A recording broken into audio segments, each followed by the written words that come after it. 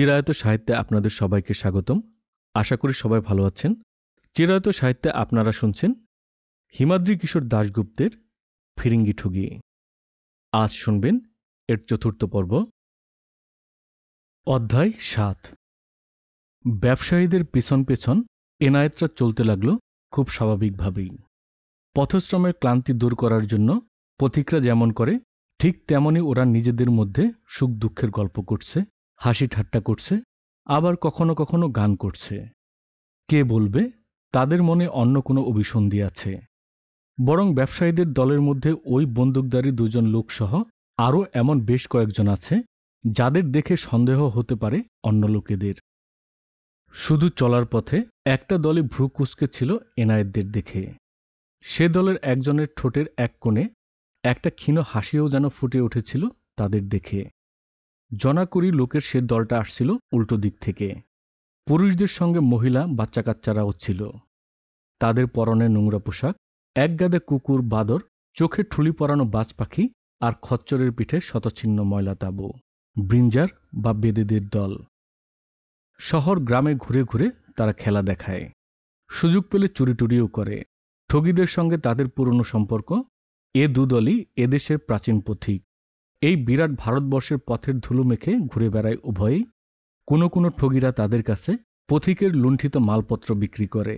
নিরাপত্তার কারণে সাধারণত ঠগীরা শহর বা গঞ্জে গিয়ে সেসব মাল বিক্রি করে না। তবে এই বেদেদের আসল কারবার অন্য। তারা শিশু চুরি করে, শিশু বেচাকিনা করে। এখনও এদেশের কোনো কোনো জায়গাতে নরবলি হয়।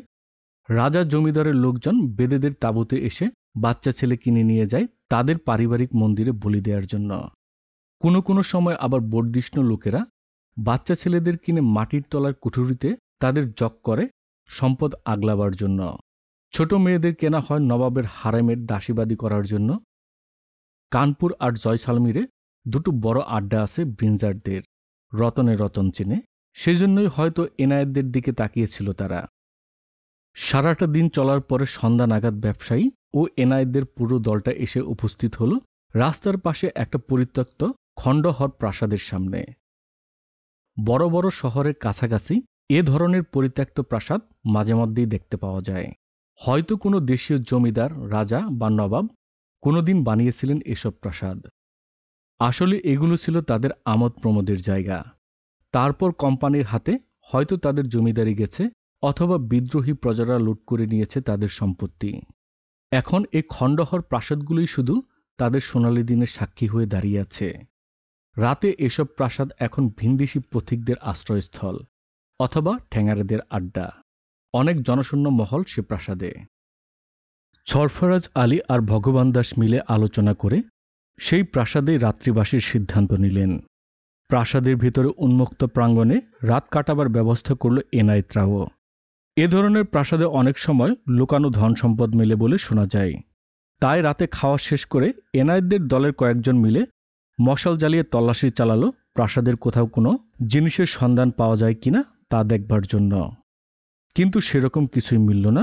সূর্য ওঠার সঙ্গে সঙ্গেই আবার যাত্রা শুরু হলো। জবলপুর আর একদিনের পথ। চলতে শুরু করার পরপরই মাঝে মাঝে এবার তাদের সঙ্গে দেখা হতে লাগলো অন্য পথিক দলের সঙ্গে। তাদের কেউ কেউ পুজোর মরশুমে সারা বছর পরে ঘরে ফিরছে, কেউ বা আবার পূবে ব্যবসা বাণিজ্য করতে যাচ্ছে। তাদের মধ্যে বেশ কয়েকটা ছোট দলও ছিল। রাস্তা বদলে এনায়েতরা অবশ্য পিছু নিতে পারত। যেমন কোথাকার এক গোমস্তা দুজন চাকরের মাথায় ভারী ভারী দুটো বাক্স চাপিয়ে তার দেশে যাচ্ছে। সঙ্গে কোনো লোকজন নেই, সেই চাকর দুজন ছাড়া। শিকার হিসেবে তারা আদর্শ, কিন্তু এনায়েতরা পিছনে ফিরল না। রাস্তায় নামলে গন্তব্যে না পৌঁছে পিছন ফিরতে নেই, এটা ওদের প্রাচীন সংস্কার। লোকটাকে দেখে এনায়েত শুধু চাপা স্বরে দুর্গাকে বলল, মনে হয় ফেরা হবে না ওর। আমাদের মতো কেউ নিশ্চয় অপেক্ষা করছে ওর জন্য। পথে নামলে এনায়েতরা আরও অনেক সংস্কার মেনে চলে, যে কারণে যাত্রাপথে সবসময় তাদের চোখ কান খোলা রাখতে হয়। দিনের বেলা তাদের যাত্রাপথে হঠাৎ যদি শেয়াল বা পেঁচার ডাক কানে আসে, অথবা তারা যদি দেখতে পায় পথের বাঁ পাশে কোনো মরা ডালে কোনো দ্বারকাক বসে আছে, অথবা খরগোশ তাদের রাস্তা কাটছে, তবে এ ব্যাপারগুলো প্রচণ্ড অশুভ মনে করে সঙ্গে সঙ্গে যাত্রা থামিয়ে দেয় তারা। তাতে যদি শিকার ফসকায় তো ফসকাক, সেদিনের মতো আর এক পা নড়বে না ঠগির দল। আবার রাস্তার ডান পাশে গাছের ডালে যদি ঘুঘু বা হারিচাচা দেখা যায়, বাঘ যদি তাদের রাস্তা কাটে, বা রাস্তার মোড়ে যদি সাপের শঙ্খলাগা চোখ পড়ে, তাহলে আবার সে ব্যাপারগুলো প্রচণ্ড শুভ। এরকম নানা সংস্কারে বিশ্বাসী ঠগিরা। সূর্য তখন সবে মাথার উপরে উঠেছে। একটা নদীর ঘাটে এসে উপস্থিত হলো পুরো দলটা। বেশ বড় ঘাট, নানা জাতের লোক সেখানে। নদীটা সোন নদীর একটা শাখা নদী। এখানে এসে মিশেছে নর্মদার এক শাখার সঙ্গে। অনেক নৌকা ভাসছে নদীর জলে। নদীর পাড় ধরে হাতির দাঁতের কারবারি আর ঢাকার ব্যবসায়ীদের পথ। নদীর ঘাটে উপস্থিত হতেই একদল মল্লা এসে ঘিরে ধরল। জহরত ব্যবসায়ীদের তারা খচ্চর সমেত নদীপথে জব্বলপুরে পৌঁছে দিতে চায়। তাতে সময় অনেক কম লাগবে। ঢাকার ব্যবসায়ীরা ভাবতে লাগলো তারা কি করবে। সরফরাজের দলের সঙ্গে বাকি পথটুকু পদব্রজে যাবে নাকি জলপথ পাড়ি দেবে। মাঝিগুলো যেভাবে ঢাকার ব্যবসায়ীদের নৌকায় ওঠানোর জন্য পীড়াপিড়ি করছে, তা দেখে কেমন যেন সন্দেহ হলো এনায়েতদের। দিনু হঠাৎ সর্দার মাঝিটার কানে কানে গিয়ে বলল, আউলে ভাই, রাম রাম। কি আশ্চর্য! সেই মাঝির মুখ থেকেও বেরিয়ে এলো একই কথা, আউলে ভাই, রাম রাম। বেশ কিছুক্ষণ পরস্পরের দিকে তাকিয়ে রইল দুইজন। তারপর সে লোকটা দিনুকে একটু আক্ষেপের সুরে বলল, বরাত খুব খারাপ যাচ্ছে ভাই। ভবানীর আশীর্বাদে পথে যদি বড় কিছু দাও মারতে পারো, তবে ফেরার পথে আমাদের কথা একটু মনে রেখো। হঠাৎই যেন এরপর মাঝিরা জহরত ব্যবসায়ীদের ছেড়ে দিয়ে এক মুসলমান হিং এর কারবারিকে নিয়ে পড়ল। আসলে ওই মাঝিরা ছিল জলের ঠগি বা ভঙুর। বাংলাদেশে ওদের বলে ভাগিনা। পথিককে ভুলিয়ে ভালিয়ে ওরা নৌকায় তোলে, তারপর নির্জন জায়গাতে নদীতে তাদের খুন করে। ওদের সবচেয়ে বড় আড্ডা গঙ্গাসাগরে। গঙ্গাপথে ওইদিকে ওদের এলাহাবাদ পর্যন্ত যাতায়াত। ইদানিং মধ্য ভারত হয়ে দক্ষিণ ভারতের দিকেও ওরা এগুচ্ছে। ভাঙ্গুরাও মানুষ খুন করার জন্য রুমালের ফাঁস ব্যবহার করে। তাদের কর্মপদ্ধতির কিছু পার্থক্য আছে। ভাঙ্গুরা নৌকায় পথিকদের হত্যা করবে ঠিকই, এক বিন্দুও রক্তপাত হতে দেবে না নৌকাতে। সেটা নাকি ভয়ঙ্কর অমঙ্গল সূচক। এনায়েত দুর্গারা ঝিনি দেয় পানলাও তামকলাও বলে, আর তারা ঝিনি দেয় নৌকার পাটাতনের 3 বার বৈঠার ঠুকঠুক করে। এনায়েত দুর্গারা গাব্বা খুঁড়ে কবর দেয় দেহ, ভঙ্গুররা জলে ফেলে দেয় দেহ। তবে যেন লাশ ভেসে না ওঠে, তার জন্য জলে লাশ ফেলার আগে একটা কাণ্ড করে তারা। লাশটাকে নৌকার পাটাতনে ফেলে পিঠের উপর হাঁটুর দিয়ে চেপে কাঁধ দুটোকে পিছনে টেনে মৃত মানুষের শির দ্বারা ভেঙে দেয়া হয়।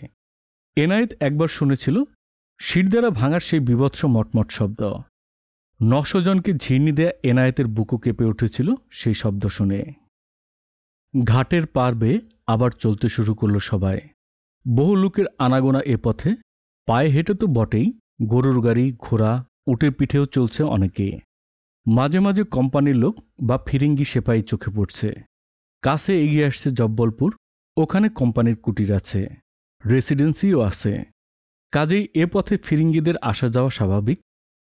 এনায়েতরা আরও বেশি সতর্ক হয়ে পথ চলতে শুরু করল। সন্ধ্যা নামার কিছু আগে তারা মেঠো রাস্তা ছেড়ে উঠে এলো পাকা সড়কে। এ রাস্তা সোজা চলে গেছে 5 ক্রোশ দূরে জব্বলপুরে। এনায়েতরা নিজেদের মধ্যে আলোচনা করে আগেই সিদ্ধান্ত নিয়েছিল জব্বলপুরে ঢুকবে না তারা। ঢাকার জহরত ব্যবসায়ীদের থেকে আপাতত এখানেই বিদায় নেবে তারা। তারপর শহরটাকে অর্ধচন্দ্রকারে বেট দিয়ে ভোপালের পথে উঠবে। ও পথে উঠতে তাদের 2 দিন সময় লাগবে।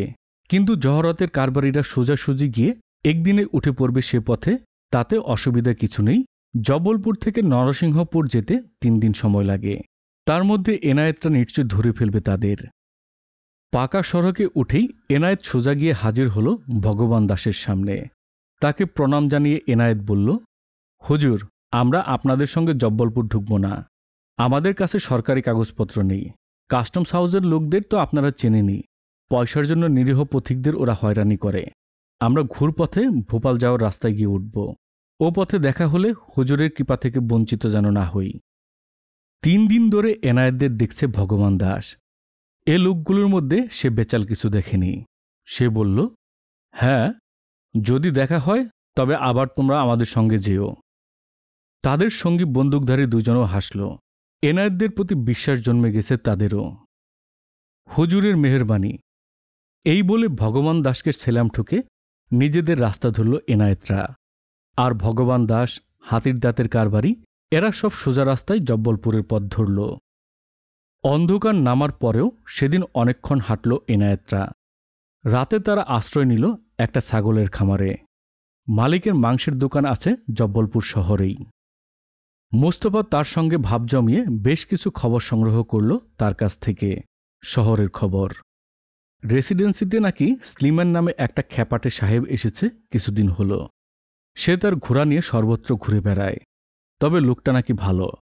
নর্মদার তীরে নাকি লোকটা পুরনো দিনের প্রাণীর হাড়গোড় খুঁজে বেড়ায়। দুদিন ধরে রেসিডেন্সিতে নাকি মেলা লোকজন যাচ্ছে। কোম্পানির ফৌজে তারা নাকি নাম লিখিয়েছে কিছুদিন আগে। এখন তাদের সেখানে পাঠানোর কাজ চলছে। পরদিন সকালে তারা নর্মদার কাছে পৌঁছে তার পাড় ধরে চলতে শুরু করল। এদিকটা প্রায় জনমানবহীন পাথুরে পথ। লোকজনের তেমন আনাগোনা নেই। জঙ্গল আছে। দূরে দূরে বেশ কয়েকটা গ্রাম। নদী তটে এক সাধুর সঙ্গে সাক্ষাৎ হল এনায়েতদের। তপভূমি নর্মদা। সন্ন্যাসীরা এখানে তপস্যা করতে আসেন। ছাই ভস্ম মেখে এক নগ্ন সাধু বসে আছেন পাথরের উপর। মোস্তফা তার সঙ্গে একটু কথা বলবার জন্য এগুতেই সাধু তার পাশে রাখা তরোয়ারটা এমনভাবে তুলল যে মোস্তফা আর তার দিকে এগুতে সাহস পেল না। দুদিন ধরে নদীর পাড় ধরে হাঁটার পর তারা উঠল সেই রাস্তায়, যে রাস্তায় জব্বলপুর থেকে বেরিয়ে সোজা চলে গেছে ভোপালের দিকে। জহরত ব্যবসায়ীরা নিশ্চয় একদিন আগেই এ পথ ধরেছে। এনায়েত বলল, তাড়াতাড়ি পা চালিয়ে যেতে হবে এবার। যেভাবেই হোক নরসিংহপুরের আগেই তাদের ধরতে হবে। দুপুর নাগাদ তারা উঠেছিল সেই রাস্তায়। একসময় সূর্য ধীরে ধীরে ডুবে গেল, অন্ধকারে ঢেকে গেল চারিদিক। তারপর একসময় চাঁদও উঠল। তারও বেশ কিছুক্ষণ পরে একটা জায়গাতে এসে থামল সকলে। রাস্তার পাশে একটা বিরাট মাঠ। মাঠের ঠিক মাঝখানে কয়েকটা শূন্য চালা। সম্ভবত কোনো হাট বসে এখানে। রাস্তার কাদামাটিতে জেগে আছে গরুর গাড়ির চাকার দাগ। এখানে ওখানে পড়ে আছে পশুর নোংরা। তবে কোথাও কোনো লোকজন নেই। শূন্য চালাগুলোর নিচেই রাত কাটিয়ে দেওয়ার সিদ্ধান্ত নিল তারা। মাত্র 3 প্রহরের তো মামলা। তারপরই হাঁটতে শুরু করবে সকালে। যে গতিতে তারা চলছে তাতে আশা করা যায় অগ্রবর্তী ঢাকার ব্যবসায়ীদের দলটাকে আগামী সন্ধ্যার মধ্যে ধরে ফেলতে পারবে। সেই মতো শূন্য মাঠে 8 চালার নিচে আশ্রয় নিল তারা। দলের কয়েকজন লেগে গেল চুলা জ্বালিয়ে রুটি পাকাবার কাজে। এনায়েত, দুর্গা, দিনু আর মোস্তফা আলোচনায় বসল কি কৌশলে মনিকারের দলটাকে ঝিন্নি দেয়া যাবে তা ঠিক করার জন্য। সঙ্গে 2 জন বন্দুকধারীও আছে। কাজেই কাজটা বেশ সাবধানে করতে হবে। কথা বলছিল 4 জন। হঠাৎ কিসের একটা শব্দ পেয়ে তারা তাকিয়ে দেখল চাঁদের আলোতে ঘোড়ার পিঠে চেপে মাঠের মধ্যে দিয়ে তাদের দিকে এগিয়ে আসছে একজন। সঙ্গে সঙ্গে সতর্ক হয়ে উঠল সবাই। ঘোড়সাওয়ার সোজা তাদের দিকে এগিয়ে এসে জানতে চাইল, তোমরা কারা, কি করছো এখানে? লোকটার কোমরে একটা তরোয়ার ঝুলছে। জমিদারের লোক হতে পারে, হয়তো তার পেছনের পাইকরা এখনই এসে পড়বে। দুর্গা হাত জোর করে বলল, হুজুর, আমরা পথিক, দূরদেশে থাকি, কাজের সন্ধানে ভোপাল যাচ্ছি। আপনি? দিনু মশালটা একটু ধরল উপরের দিকে। আগন্তুকের মুখটা এবার দেখা হয়ে গেল। লোক না বলে তাকে ছেলে বলাই ভালো। সম্ভবত 20-21 বছর বয়স হবে তার। সুন্দর মুখশ্রী, উজ্জ্বল চোখ, ছিপছিপে চেহারা। সে জবাব দিল, আমাকে তোমরা কোম্পানির লোকই ধরতে পারো। ফৌজে চাকরি হয়েছে। জব্বলপুর রেসিডেন্সে কাজে যোগ দিতে যাচ্ছি। তাই বলে সে লাফ দিয়ে ঘোড়া থেকে নামল। একটা অস্পষ্ট ঝনঝন শব্দ কানে এলো। এনায়েতের সাবত কান। লোকটার গেজোতে নিশ্চয়ই কিছু আছে। আর দুর্গা সেই মুহূর্তে দেখতে পেল মশালের আলোতে ঝিকঝিক করছে লোকটার কানের সোনার মার্কি। এনায়েত আর দুর্গার মধ্যে নিঃশব্দে একবার দৃষ্টি বিনিময় হল। লোকটা বেশ পরিশ্রান্ত। কোন ভোরে সে বেরিয়েছে নর্মদার তীরের কোনো এক গ্রাম থেকে। পথে একবারের জন্য থামেনি। পথ চলতে চলতে 8 চলার নিচে লোক দেখে সে একটু জিরিয়ে নেবার জন্য এসেছে। ঘোড়া থেকে নামল লোকটা। বলল, একটু জল পাওয়া যাবে? মোস্তফা সঙ্গে সঙ্গে লোটা ভর্তি জল এনে তুলে দিল তার হাতে। বেশ পরিতৃপ্তির সঙ্গে জল পান করল লোকটা। ওইটুকু সময়ের মধ্যেই এনায়েতের চোখের দিকে তাকিয়ে সবাই জেনে গেল এ লোকটার ভাগ্যে কি লেখা আছে। দুর্গা শুধু একবার তাদের সাংকেতিক ভাষা রামসিতে জিজ্ঞাসা করল, বিছানা কোথায় পাতা হবে? এনায়েত মুখে তার কথার জবাব না দিয়ে একবার তাকালো মাঠের শেষ প্রান্তে রাস্তার ধারে যে প্রাচীন বটগাছটা দাঁড়িয়ে আছে সেই দিকে। দুর্গা তার প্রশ্নের উত্তর পেয়ে গেল। জল পান করার পর লোকটা জিজ্ঞাসা করল, কত দূর থেকে আসছো? তোমাদের দেশ কোথায়? বাংলাদেশ, জবাব দিল দিনু। লোকটা একটু বিস্মিত হয়ে বলল, বাংলাদেশ? সে তো বহু দূরের পথ। আমি সে দেশের গল্প শুনেছি, কালীঘাটের কথাও শুনেছি, মার মন্দির আছে। ফৌজে যখন চাকরি নিলাম তখন হয়তো সে দেশে কোনো একদিন যাব। ফিরিঙ্গেরা তো সেখান থেকেই সারা দেশ শাসন করত। কালীঘাট শব্দটা শুনে মুহূর্তের জন্য একবার চমকে উঠেছিল এনায়েতরা। দুর্গা শান্ত স্বরে বলল, হ্যাঁ, সে দেশে মা ভবানীর মন্দির আছে। তিনি খুব জাগ্রত দেবী, আমাদের সবার রক্ষাকর্তা। এই কথা বলে কপালে হাত ছোঁয়াল সে। লোকটাও বলল, হ্যাঁ, দেবী খুবই জাগ্রত বলে আমি শুনেছি। কথাটা বলে তার ঘোড়ার পিঠে একটা চাপড় মেরে লোকটা আবার ঘোড়ায় উঠতে যাচ্ছিল, কিন্তু এনায়েত বলে উঠল, হুজুরের কাছে আমাদের একটা অনুরোধ আছে। এখানে দাঁড়ালেনি যখন, তখন আমাদের গরিবের রুটির একটু মুখে দিয়ে যান, গরিবের আর্জি। আর তো দেখা হবে না হুজুরের সঙ্গে। এনায়েতের গলায় আন্তরিকতার ছোঁয়া।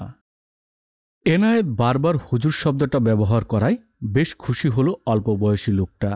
সে কোম্পানির সৈন্য হতে যাচ্ছে। সাধারণ মানুষের চোখে সে হুজুর তো বটেই। গর্বে ফুলে উঠল তার বুক।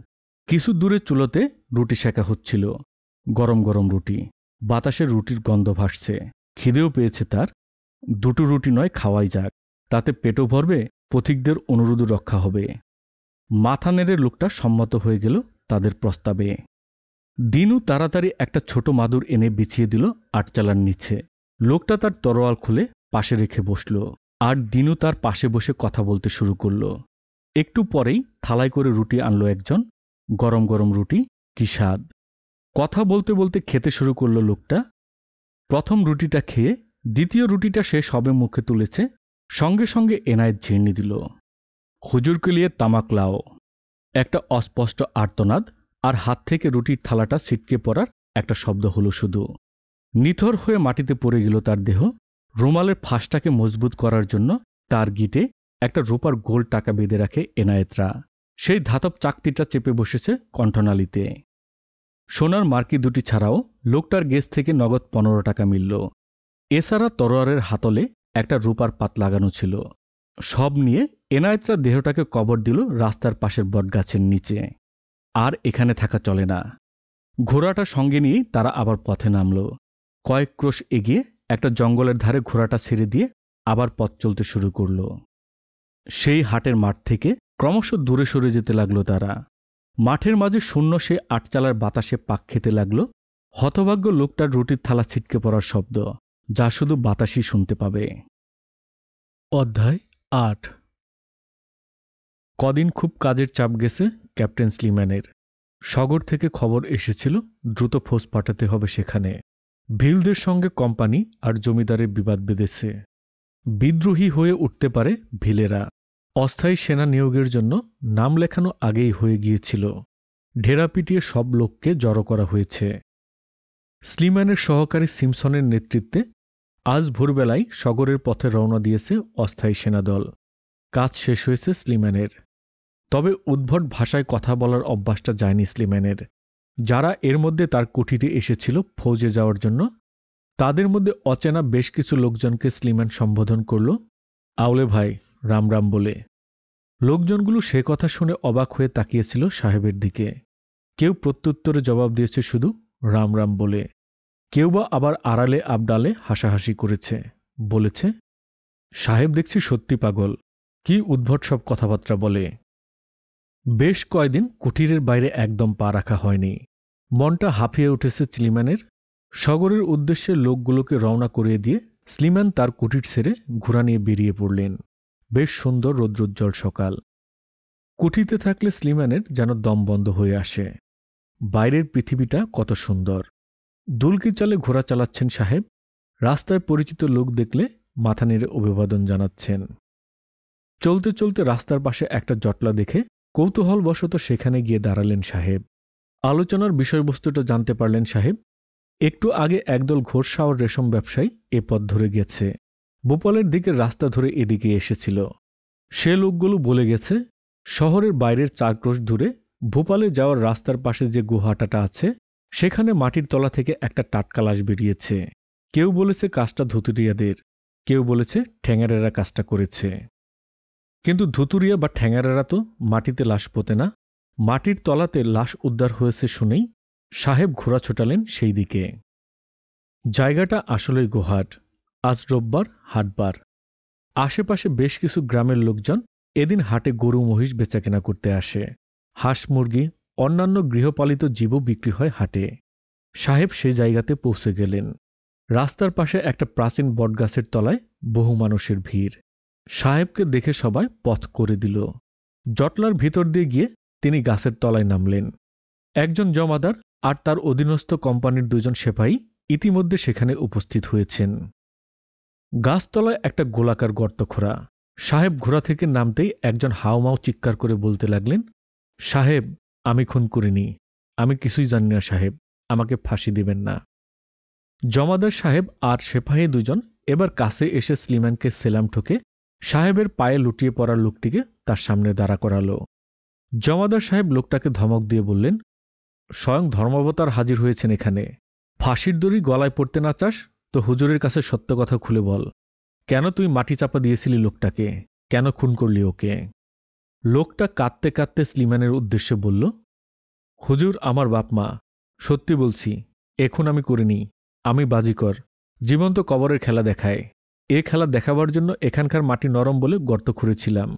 মাটি কাটতেই লাশ বেরিয়ে এলো। আমি ভয় পেয়ে গিয়ে লাশটাকে আবার মাটি চাপা দিতে যাচ্ছিলাম। তখনই লোকজন ব্যাপারটা দেখে ফেলে। তারপর জমাদার সাহেব তাকে ডেকে আনল। স্লিম্যান এবার চিনতে পারল লোকটাকে। আরে, এ তো সেই লোক যার খেলা দেখে জব্বলপুরের হাটে কিছুদিন আগেই তাকে বকশিস দিয়েছিলেন স্লিম্যান। জমাদার সাহেব বলে উঠলেন, ও মিছে কথা বলছে হুজুর। ওই লোকটাকে খুন করে লাশ গায়েব করতে যাচ্ছিল। হাটুরেরা দেখে ফেলায় আর পালাতে পারেনি। জনতাও গুঞ্জন করে উঠল জমাদার সাহেবের সমর্থনে। স্লিম্যান এরপর অপেক্ষমান জনতার উদ্দেশ্যে প্রশ্ন করলেন, খুনটা করতে কারা কারা দেখেছেন? দিনের বেলা এখানে এত লোকজনের আনাগোনা, খুনটা নিশ্চয় হতে দেখেছ তোমরা? এবার গুঞ্জন থেমে গেল। 2 জন লোক শুধু বলল, তারা গর্ত খুঁড়তে দেখেছে আর তার ভেতরে লাশটা দেখেছে। স্লিম্যান এরপর জিজ্ঞাসা করল, তবে কি লাশটা বয়ে আনতে দেখেছ? জনতা এবারও নিশ্চুপ। লাশটা কেউ বয়ে আনতে দেখেননি। স্লিম্যান এরপর এগিয়ে গেলেন গর্তটার কাছে। গোলাকৃতির একটা গর্ত। তার নিচে অর্ধেক মাটি চাপা অবস্থায় পড়ে আছে এক যুবকের মৃতদেহ। স্লিম্যান খুঁটিয়ে খুঁটিয়ে দেখলেন গর্তটা। মনে মনে তার মাপঝোঁক করলেন। তারপর লাশটা গর্ত থেকে তুলতে বললেন। বাজিকর আর সেপাহী 2 জন মিলে লাশটা উপরে তুলে আনল। বাজিকরকে দাঁড়া করিয়ে রেখে জনতাকে হটিয়ে দিলেন তিনি। তারপর ঝুঁকে পড়লেন মৃতদেহের উপর। ভালো করে লাশটা দেখার পর নিজেরই যেন উত্তেজনায় দম বন্ধ হয়ে যাওয়ার উপক্রম হল স্লিম্যানের। মৃতদেহের মুখটা একপাশে ফেরানো। তার গলাটা যেন কেমন লম্বাটে দেখাচ্ছে, আর সেই গলায় আঁকা হয়েছে ফাঁসের দাগ। 1 ইঞ্চি চওড়া একটা স্পষ্ট কালো দাগ। স্লিম্যান সাহেব আজ এতদিন পরে নিশ্চিন্ত হলেন।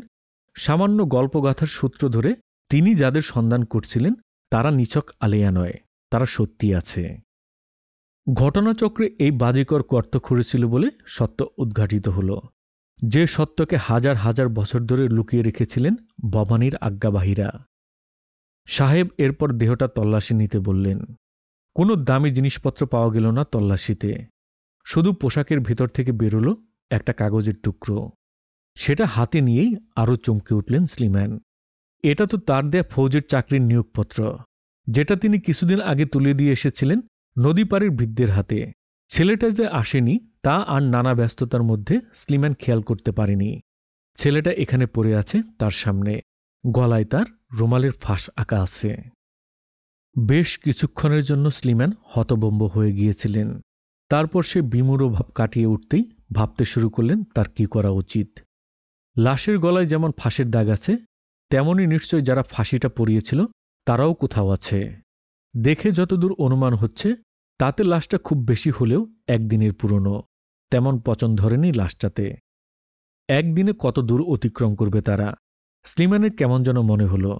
যারা কাণ্ডটা ঘটিয়েছে তারা জব্বলপুর শহরের দিকে যায়নি। শহরে ঢোকার মুখে তাহলে তারা খুনটা করত না। শহরের নজরদারি বেশি বলে ধরা পড়ার সম্ভাবনাও বেশি। অপরাধ বিজ্ঞান নিয়ে কিছুটা পড়াশোনা করেছেন স্লিম্যান। অপরাধী যতই গোপনে অপরাধ সংগঠিত করে থাকুক না কেন, তাদের মনে সবসময় ধরা পড়ার ভয় থাকে। লোকগুলো নিশ্চয়ই শহরের বাইরের পথে ধরেছে, তাতে ধরা পড়ার সম্ভাবনা কম। অর্থাৎ ভোপালের দিকেই গেছে তারা। স্লিম্যান জমাদারকে হুকুম দিলেন নর্মদা পাড়ের গ্রামে গিয়ে ছেলেটার বৃদ্ধ বাবাকে নিয়ে আসতে, আর সেই বাজিকরকেও তার কুঠিরে আসতে বলে স্লিম্যান ঘোড়া ছোটালেন জব্বলপুর কাস্টমস হাউসের উদ্দেশ্যে। কাস্টমস হাউসে পৌঁছে স্লিম্যান দারোগা সাহেবকে নির্দেশ দিলেন, আমাকে যত দ্রুত সম্ভব খোঁজ এনে দিতে হবে কোনো বিদেশি পথিক দল গত 2-3 দিনের মধ্যে ভোপালের পথ ধরে যাত্রা করেছে কিনা। সাহেবের নির্দেশ পালনের জন্য তেজি ঘোড়ার পিঠে চড়ে তখনই কয়েকজন সেপাহী রওনা হয়ে গেল ভোপালের সড়কের দিকে। আর স্লিম্যান সেখান থেকে নিজের কুঠিরে ফিরে অস্থিরভাবে পায়চারি করতে লাগলেন। বেলা 2 প্রহরেই খবর এসে গেল।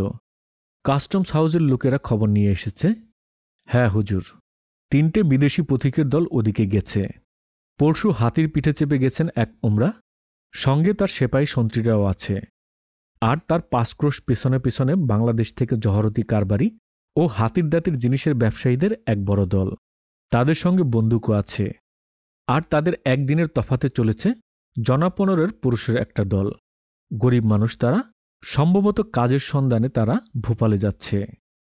স্লিম্যানের একবার মনে হল শেষের ওই দলটাকে গ্রেপ্তার করে জব্বলপুর ফিরিয়ে আনা যেতে পারে। নরসিংহপুর জেলার শেষ সীমানা পর্যন্ত গ্রেপ্তারি পরোয়ানা রুজু করার ক্ষমতা আছে তার। কিন্তু স্লিম্যান পরক্ষণে ভাবলেন কি অভিযোগে তাদের গ্রেপ্তার করবেন তিনি। যদি কোনো প্রমাণ না মেলে, হয়তো তারা সত্যিই নিরীহ মানুষ। যদি তাদের বিরুদ্ধে হাতে নাতে কোনো প্রমাণ পাওয়া যেত, ভাবতে লাগলেন স্লিম্যান। এরপর তিনি নিয়ে বসলেন এ তল্লাটের একটা ম্যাপ। নরসিংহপুরের শেষ প্রান্ত পর্যন্ত সব রাস্তা খুঁটিয়ে খুঁটিয়ে আঁকা আছে এই সামরিক ম্যাপটাতে। ম্যাপে চোখ রেখে তিনি হিসাব করতে বসলেন কোন পথে কত সময় পর্যন্ত যেতে পারে সেই পথিকের দল। অন্য একটা চিন্তা তখন স্লিম্যানের মাথায় উকি দিচ্ছে। ধন্যবাদ। এই ছিল আমাদের আজকের গল্প, হিমাদ্রি কিশোর দাশগুপ্তের ফিরিঙ্গি ঠগি।